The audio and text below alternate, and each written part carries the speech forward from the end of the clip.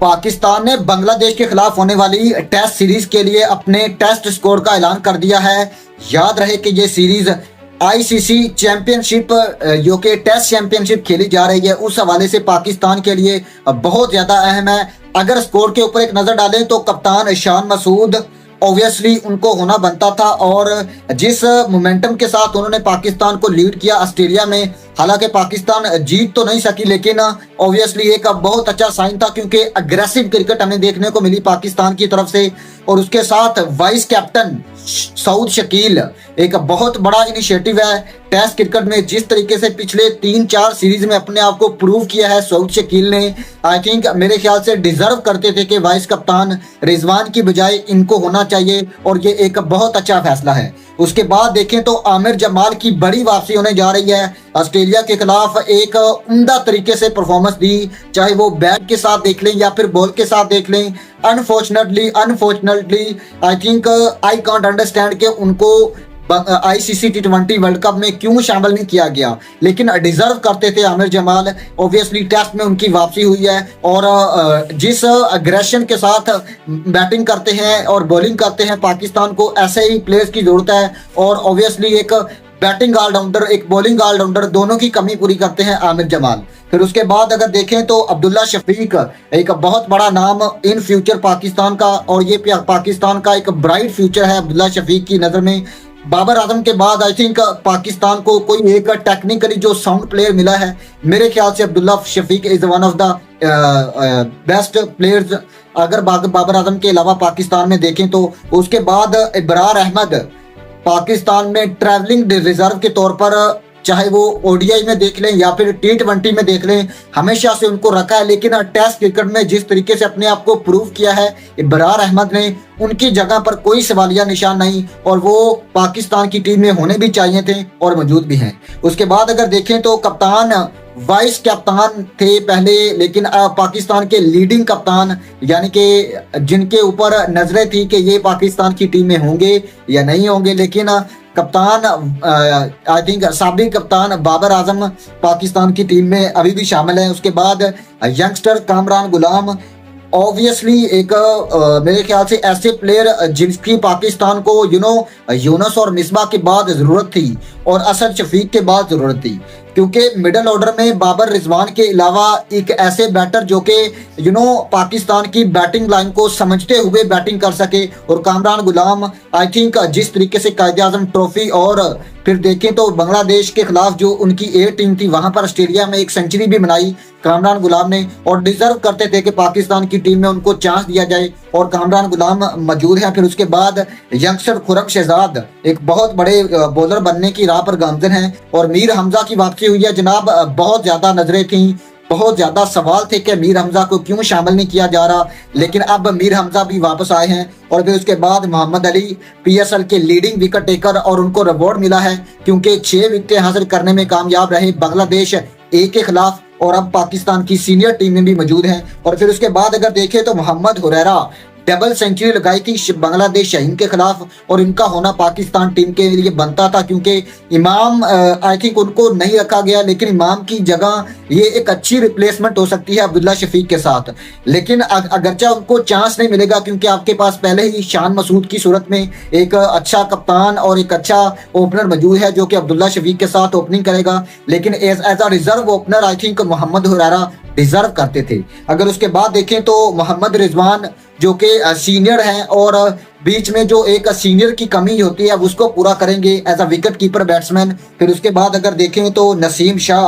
बहुत बड़ा नाम पाकिस्तान की बॉलिंग लाइनअप का। शाहीन के बाद आई थिंक एक ऐसे बॉलर जो कि पाकिस्तान में इन फ्यूचर आपको वसीम की याद ताज़ा करते हुए दिखाई देंगे, क्योंकि जिस तरीके से डेथ ओवर हों, शुरुआती के ओवर हों, तमाम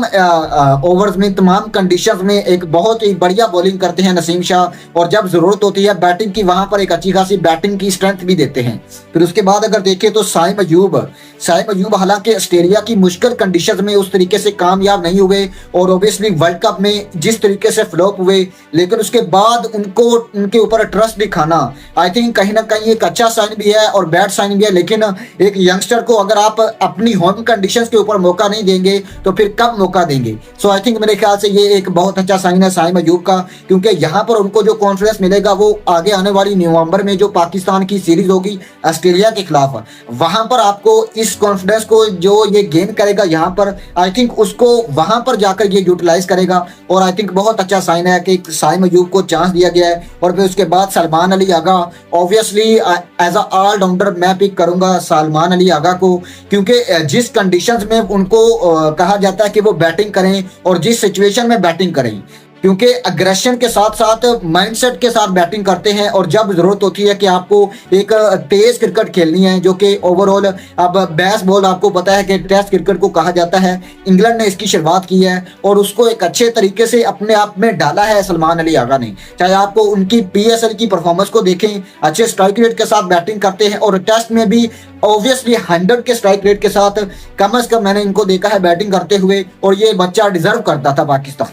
पाकिस्तान को। और फिर उसके बाद ऑब्वियसली हम सब के बहुत ज्यादा अजीज सरफराज सैफी भाई, जिनको बल आखिर उनको अभी चांस दिया गया, लेकिन आप उनको बाहर निकाल नहीं सकते, क्योंकि ऑस्ट्रेलिया की सीरीज जहां पर आई थिंक बड़े बड़े आपके स्टार फॉलोअप हुए और वहां पर अगर सरफराज नहीं चले तो आई थिंक उसमें कोई ऐसी शॉकिंग बात नहीं, क्योंकि मुश्किल कंडीशंस होती हैं और वहां पर एक मुश्किल पिच के ऊपर मुश्किल सिचुएशन में जहां पर बैटिंग करते हैं सरफराज, तो आई थिंक मेरे ख्याल से उनको चांस देना बनता भी था। और मेरे ख्याल से जितनी क्रिकेट उनकी बाकी है, स्पेशली टेस्ट क्रिकेट, आपको चाहिए कि उनको यूटिलाइज करें और उनसे जो उनका 100 बेस्ट है वो उनको निकालें। और आपको एज अ कप्तान, यानी कि एक नया कप्तान डेवलप करने में भी सरफराज की जो हमायत है वो बहुत ज्यादा जरूरी है। और फिर उसके बाद अगर देखें तो आपको आपके सामने नजर आते हैं जनाब शाहीन शाह अफरीदी। बड़े बड़े क्वेश्चन मार्क थे कि शाहीन शाह को शामिल किया जाएगा नहीं किया जाएगा, लेकिन बल आकर उनके ऊपर ट्रस्ट दिखाया गया, क्योंकि आपको पता है कि जिस तरीके से मिसबिहेवियर हुआ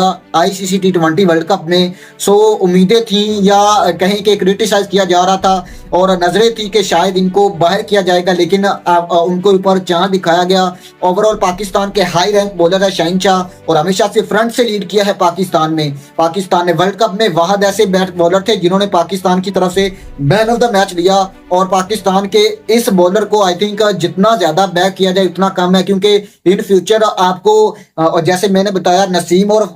शाहीन, यही दोनों ऐसे बॉलर हैं जो कि पाकिस्तान के लिए लंबे अरसे तक क्रिकेट खेलेंगे और वस्तार और वसीम के बाद पाकिस्तान की एक बैकबोन समझे जा रहे हैं ये बॉलर। और फिर उसके बाद आई थिंक मेरे ख्याल से उसके बाद अगर दूसरी तरफ देखें तो पाकिस्तान की ए टीम है, जो कि पाकिस्तान की बांग्लादेश के खिलाफ एक ए सीरीज भी होगी, टेस्ट सीरीज, उस हवाले से पाकिस्तान के स्कोर का ऐलान कर दिया गया है, जिनकी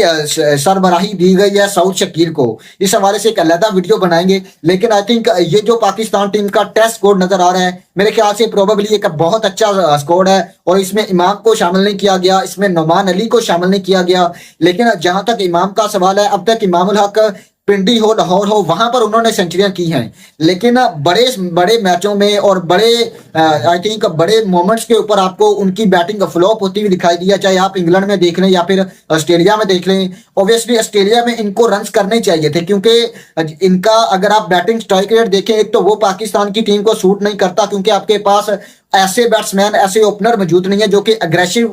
क्रिकेट खेलें। अगरचे आपके पास साइम अयूब है, लेकिन साइम अयूब अभी अपना टाइम लेंगे और फिर उसके बाद वो अपने आप को उस लेवल के ऊपर लेकर जाएंगे जिस लेवल के वो बैट्समैन है। और उसके अलावा अगर अब्दुल्ला शफीक की बात करें तो अब्दुल्ला शफीक रना बॉल भी खेल सकते हैं, लेकिन जहां तक रहा अब्दुल्ला का सवाल तो अब्दुल्ला अपना टाइम लेते हैं और आई थिंक मेरे ख्याल से इसलिए इमाम की जगह बनती नहीं थी। और दूसरी तरफ अगर देखें एक खामी जो मुझे नजर आ रही है स्कोर में, वो आई थिंक मेरे ख्याल से एक स्पिनर की है, क्योंकि आपके पास इब्रार अहमद, पहले तो आप उसको जिम्मेदारियां दे नहीं रहे थे, आप उसको एज अ ट्रैवलर टीम के साथ ट्रैवल करवा रहे थे, और अब आपने उनको जिम्मेदारियां दी हैं तो सारी जिम्मेदारियां उनके कंधों के ऊपर डाल दी हैं। और पाकिस्तान की टेस्ट जो स्पिन डिपार्टमेंट है उसको न सिर्फ लीड करेंगे बल्कि अकेला ऐसा स्पिनर होगा जो कि पाकिस्तान की तरफ से टेस्ट क्रिकेट जो कि बांग्लादेश के खिलाफ सीरीज होगी वहां पर खेलता हुआ दिखाई देगा। अगरचे आपके पास Salman Ali Agha as a spinner मौजूद है और ओबियसली थोड़ी बहुत स्पिन आपके पास अगर देखें तो साइम भी कर लेते हैं, लेकिन साइम को मेरे ख्याल से चांस नहीं दिया जाएगा क्योंकि अब्दुल्ला और शान आपके पास एज अ ओपनर खेलेंगे। हो सकता है कि मे बी शान आपको वन डाउन पोजीशन पर खेलते हुए दिखाई दें और नंबर 4 पर कप्तान वाइस कप्तान ओबियसली आपके साबिक कप्तान बाबर आजम हो, लेकिन अगर साइम को मौका दिया जाता है तो फिर एक सीरीज में इसमें नहीं मौका देना तो कब देना है। तो ये भी एक अच्छा साइन होगा कि अगर आप सैम के ऊपर इंटरेस्ट दिखाते हैं, अगर आप उसको चांस देते हैं, तो फिर आई थिंक मेरे ख्याल से ये भी एक बहुत अच्छी बात है, क्योंकि आगे ऑस्ट्रेलिया और इंग्लैंड की जो सीरीज होगी वहां पर एक यंगस्टर को जाने से पहले, स्पेशली टेस्ट क्रिकेट में, क्योंकि रेड बॉल में जिस तरीके की बॉलिंग है इनकी, इंग्लैंड की देख लें, ऑस्ट्रेलिया की देख लें, आपको हमेशा से टॉप क्वालिटी गेंदबाज देखने को मिलते हैं। और बांग्लादेश जैसी एक मेरे ख्याल से कमजोर हरीफ के सामने अगर आप इन यंगस्टर को मौका देंगे और इनका कॉन्फिडेंस लेवल बढ़ेगा, तो फिर आई थिंक मेरे ख्याल से पाकिस्तान की टीम आगे आने वाली टेस्ट में मापा के आपको डोमिनेट करती हुई दिखाई दे सकती है।